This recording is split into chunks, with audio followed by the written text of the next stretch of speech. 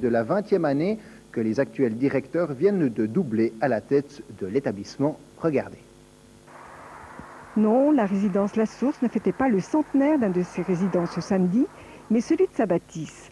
Construite en 1898 par le fondateur de la compagnie des tramways électriques de la Chaux-de-Fonds, Louis-Édouard Calame, cette belle demeure fut rachetée par Elisabeth Mayor, sa fille. Mais la vie va ainsi. Au départ du dernier enfant, la maison parut soudain trop grande et les Mayor s'en séparèrent. Destinée sans doute à la destruction, la maison fut finalement rachetée en 1978 pour être transformée en résidence pour personnes âgées.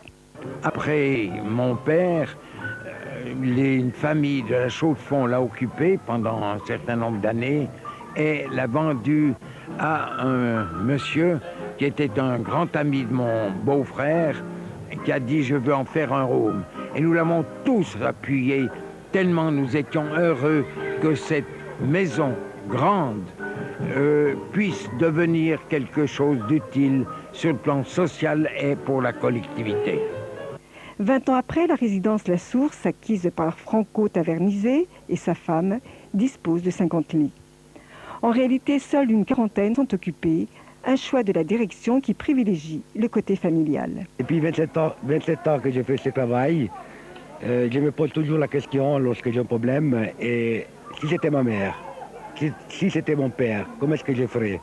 C'est grâce, je crois, à cet esprit que je peux toujours accomplir mon travail avec plaisir et bien.